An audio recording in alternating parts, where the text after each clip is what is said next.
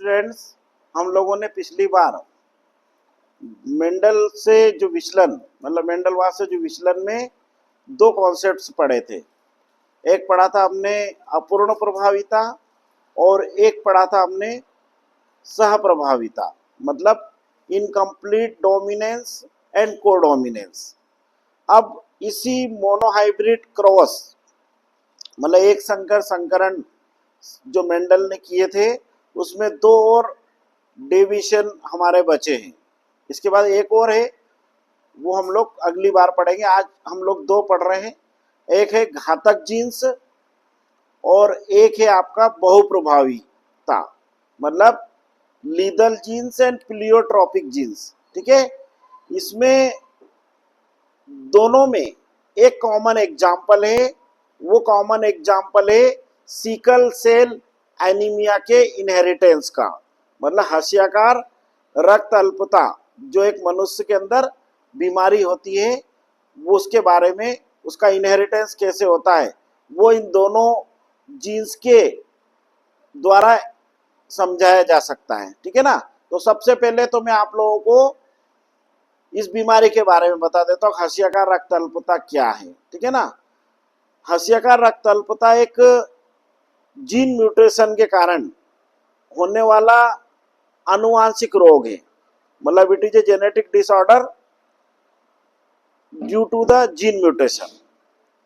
इस बीमारी से ग्रसित जो व्यक्ति होता है, उसकी जो आरबीसीज होती है, मतलब जो लाल रक्त कणिकाएं होती है, वो सिकल सेल्ड हो जाती है, मतलब हंसिया के आकार की हो जाती है। हंसिया मतलब जो हम लोग घास काटते हैं, जिससे अपने लोकल लैंग्वेज में हम लोग इसको दराता कहते हैं, उसके जैसी हो जाती है। तो हिंदी में इसको दात्र कोशिका एनीमिया भी कहते हैं, मतलब इसका विशुद्ध हिंदी नाम क्या होगा, दात्र कोशिका एनीमिया, और अंग्रेजी में बोलते सिकल सेल एनीमिया। ये एक जेनेटिक डिसऑर्डर है, और इस बीमारी में जो आरबीसीज होती हैं, उन आरबीसीज का जो शेप है वो हाफ मून शेप्ड हो जाता है, मतलब आधे चंद्रमा की आकार का हो जाता है।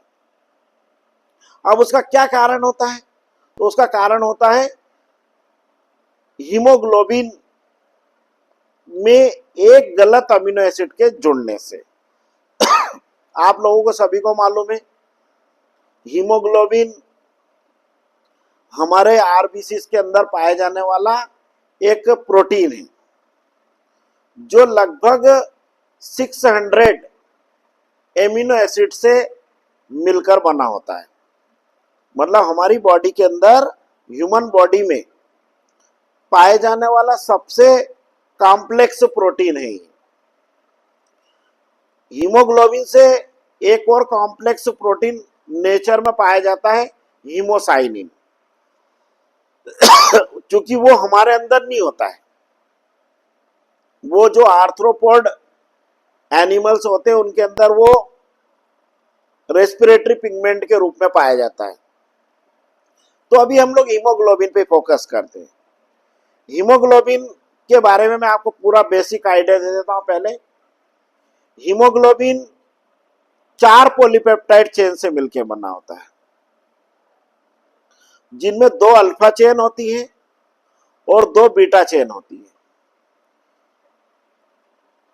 दोनों अल्फा और दोनों बीटा चेन, मतलब टोटल 4 पॉलीपेप्टाइड चेन लगभग 600 एमिनो एसिड से मिलकर बनी होती है। उनमें जो हीमोग्लोबिन की जो बीटा चेन होती है, उसमें 7वें नंबर का जो अमीनो एसिड होता है वो ग्लूटामिक एसिड होना चाहिए। नॉर्मल हीमोग्लोबिन में 7वें नंबर का अमीनो एसिड ग्लूटामिक एसिड जुड़ता है, पर जीन म्यूटेशन के कारण कभी कभी ग्लूटामिक एसिड जो होता है वो रिप्लेस हो जाता है वैलिन से, मतलब ग्लूटामिक एसिड की जगह वेलिन अमीनो एसिड जुड़ जाता है। इसके कारण से हीमोग्लोबिन की जो बीटा चेन होती है वो बीटा चेन डिस्टॉर्टेड हो जाती है, मतलब विकृत हो जाती है, और उसके कारण से ये बीमारी होती है sickle cell anaemia. Sickle cell anaemia जो बीमारी है, इस बीमारी को कुलीज एनीमिया के नाम से भी जाना जाता है। इसको एक और नाम है इसका, कुलीज एनीमिया। इस बीमारी के क्या सिम्टम्स होते हैं, क्या लक्षण होते हैं? उनमें सबसे पहला लक्षण होता है कि जिसको ये सिकल सेल एनीमिया होता है उसको उसकी जो आरबीसीज होती है वो सिकल सेल्ड हो जाती है, हंसियाकार हो जाती है। ऐसे व्यक्ति को मस्कुलर क्रैम्प होते हैं, मतलब मांसपेशियों में ऐंठन हो जाता है। इसके अलावा ऐसे व्यक्ति की जो फेस बोन होती है, मतलब जो चेहरे की जो हड्डियां होती है वो विकृत हो जाती है, और ऐसा व्यक्ति अत्यंत थकान महसूस करता है, मतलब एक्सेसिव टायर्डनेस, और रिपीटेड एनीमिया, मतलब बार बार उसे एनीमिया होता है। ये इस बीमारी के कुछ इंपॉर्टेंट लक्षण हैं। क्या क्या लक्षण हो गए? सबसे पहला लक्षण ये हो जाएगा कि ऐसे व्यक्ति को अत्यंत थकान होगी, मतलब एक्सेसिव टायर्डनेस। चेहरे विशेषकर जो हमारा फेस रीजन है उसकी जो बोन्स है, उसकी जो हड्डियां हैं वो विकृत हो जाएगी, मतलब abnormality in the facial bones. Muscular cramp और आरबीसीज का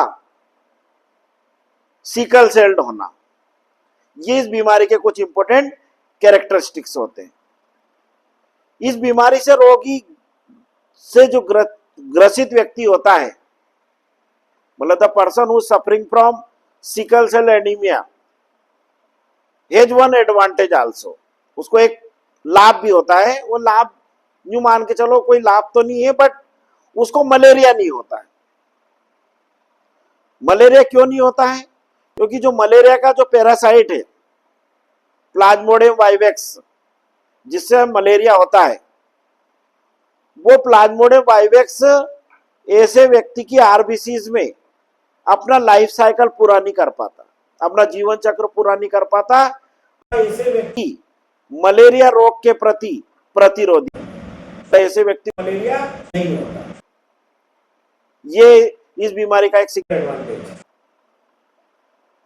एमपी, मध्य प्रदेश के लगभग 16 जिले out of 55 districts, Madhya Pradesh के 55 जिलों में से 16 जिले ऐसे जिले हैं जहां पर इस बीमारी के अनेक रोगी मिलते हैं।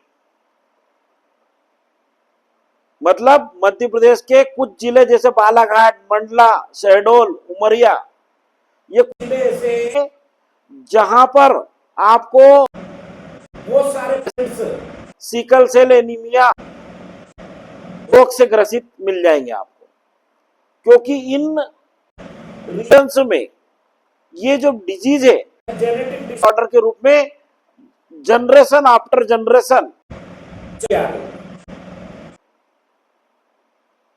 और ऐसे जो कि इन एरिया में मॉस्किटो भी बहुत होते हैं क्योंकि यहाँ डेंस फॉरेस्ट है, मलेरिया नहीं होता। और ऐसे सिकल सेल एनीमिया से जो ग्रसित व्यक्ति होते हैं, जो होमोजाइगस कंडीशन में, अगर मतलब दोनों हीमोग्लोबिन की बीटा चेन अगर डिस्टॉर्टेड हो जाती है, तो ऐसे लोग तो जन्म के कुछ समय बाद ही उनकी डेथ हो जाती है, मतलब होमोजाइगस कंडीशन में।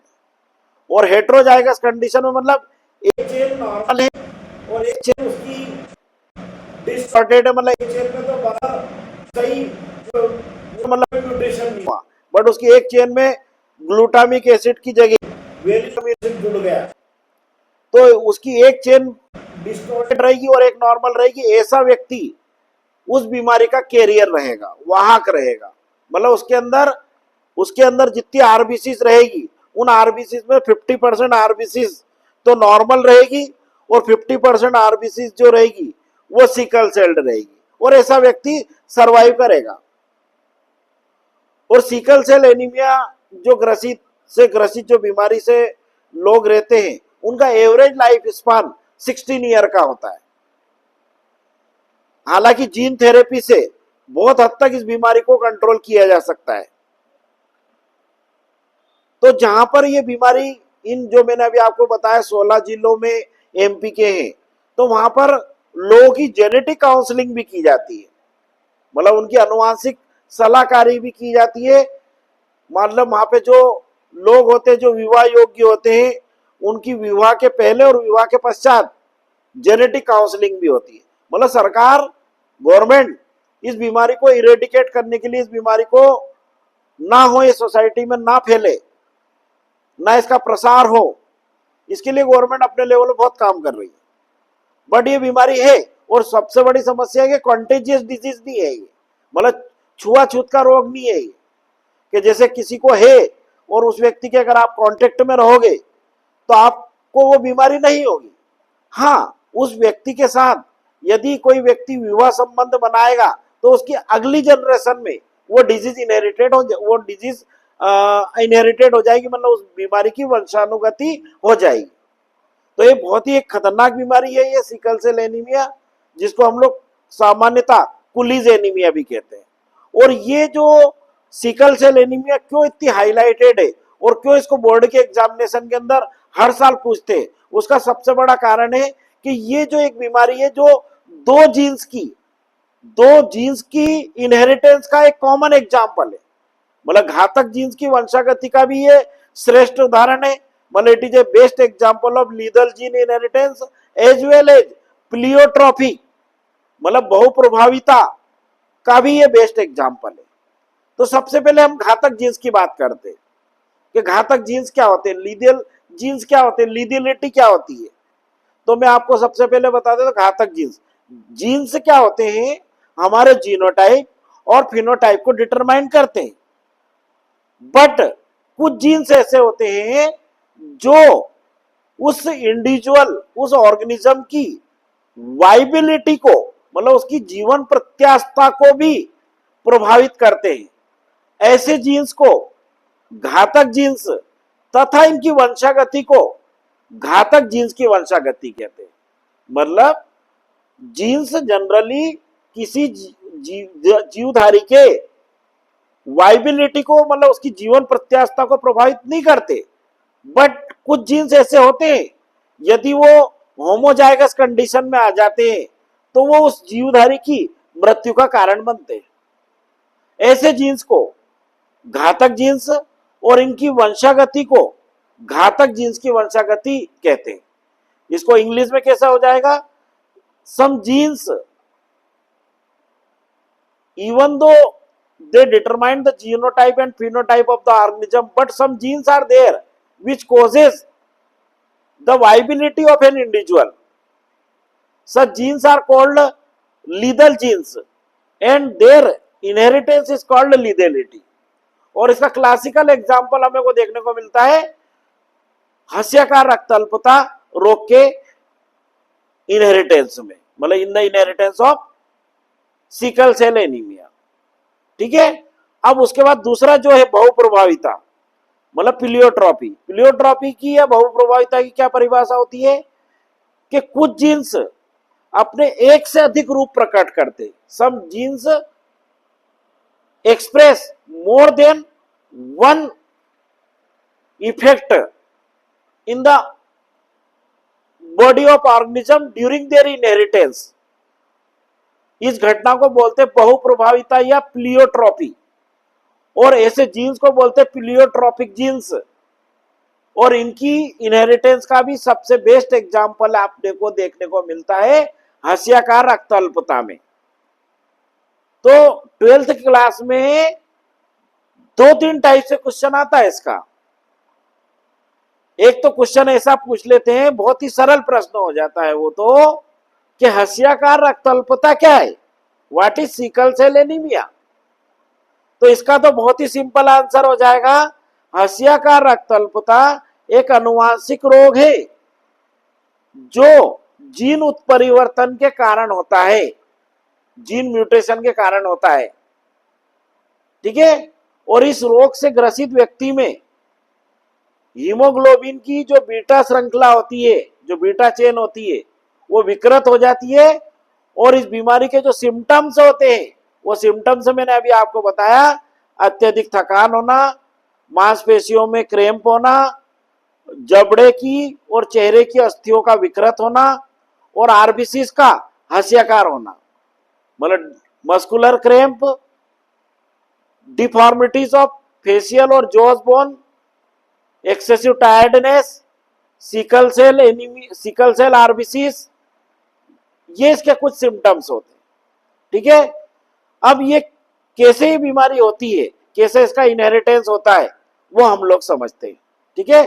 तो मैंने अभी आपको क्या कहा कि हीमोग्लोबिन की जो 4 चेन होती है, ये भी एक इंपॉर्टेंट क्वेश्चन है कि हीमोग्लोबिन में कितनी पॉलीपेप्टाइड चेन होती है। तो उसका राइट आंसर हो जाएगा 4, 2 अल्फा चेन और 2 बीटा चेन, ठीक है ना।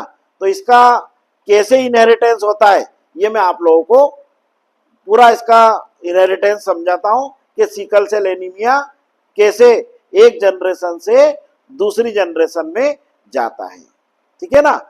मैंने अभी आपको थोड़ी देर पहले एक बहुत इंपॉर्टेंट बात बताई है कि होमोजाइगस कंडीशन में अगर मान के चलो दोनों बीटा चेन अगर इसकी डिस्टॉर्टेड हो गई, तो न्यू मान के चलना वो व्यक्ति तो सरवाइव ही नहीं कर पाएगा जीवन में आगे, वो व्यक्ति जीवित नहीं रह पाएगा, ठीक है ना। और अगर मान के चलो उसकी एक चेन नॉर्मल है और एक चेन विकृत है, तो वो व्यक्ति क्या करेगा, उसका सर्वाइवल शिप रहेगा, मतलब उसको वो उसके अंदर क्या होगा, वो जिंदा रहेगा, ठीक है ना। तो अभी हम लोग अब एक उसका इनहेरिटेंस,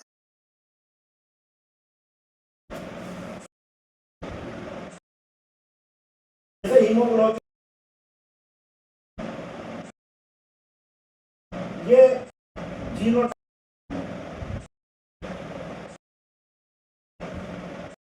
की है, उसका एक जो चेन है नॉर्मल है, क्लियर है,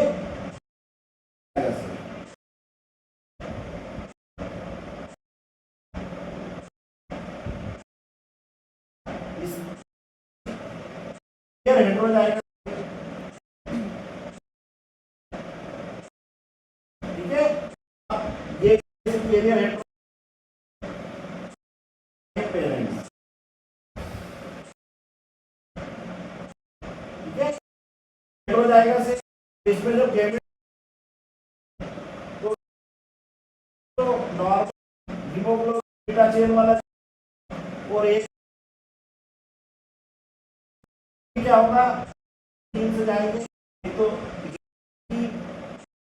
चेन और एक सीक्वेंस, ये आपका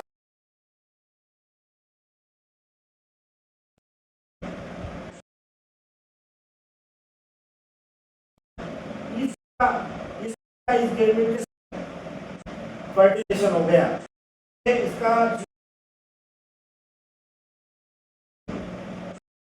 ये व्यक्ति रहे नॉर्मल, मतलब इसकी कैसी रहेगी, नॉर्मल रहेगी, नॉर्मल, मतलब ये सामान्य